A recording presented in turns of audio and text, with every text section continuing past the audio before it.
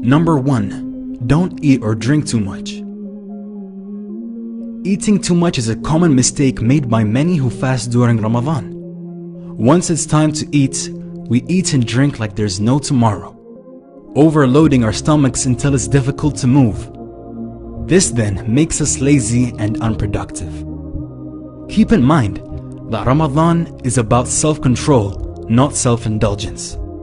So let's try to stick to the prophetic rule on eating. Fill our stomachs with 1/3 food, 1/3 water, and 1/3 breathing space, inshallah. Number 2. Give daily charity. The Prophet Muhammad, peace and blessings be upon him, was always generous, but even more so during the month of Ramadan. The rewards for charity are increased so much during Ramadan that we strongly advise everyone who can to donate a little amount every single day during Ramadan. The reward will be multiplied many times. This way you can also guarantee your donation is on Laylatul Qadr, the night of power. A person who donates only 10 pounds on Laylatul Qadr will have the reward of donating 300,000 pounds of charity. Subhanallah, don't miss out. Number 3. Pray 5 times a day. During the month of Ramadan, you will find the masjids completely packed out during Taraweeh prayers, which is amazing. But then, during the 5 daily prayers, you will notice the masjids are nowhere near as packed. Unfortunately, many people have mixed up their priorities.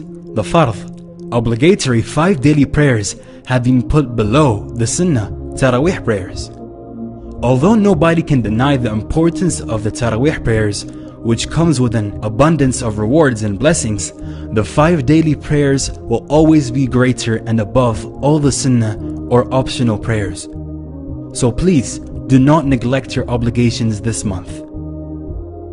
Number 4. Month of the Quran. During Ramadan, many Muslims try to finish the Quran as fast as possible. Some people finish reciting it 2, 3, or even 5 times. Subhanallah, as though it's a speeding competition. It is recited without any understanding or contemplation. Although there is always benefit in reciting the verses of the Quran, there is a greater benefit in reciting with understanding, because the purpose of the Quran is to guide mankind. And how can we be guided if we don't take time to understand the verses? So make this the month you truly connect with the Quran. Number 5. Attain taqwa, God consciousness. The Quran prescribes fasting for the believers in these words: O you who have believed, decreed upon you is fasting, as it was decreed upon those before you, so that you may attain taqwa. Hence, the intent and effect of fasting, as described in this verse, is to acquire taqwa. Presence of taqwa helps protect the believer from committing sins and to overcome the nafs, desires. There is no equivalent English word for taqwa.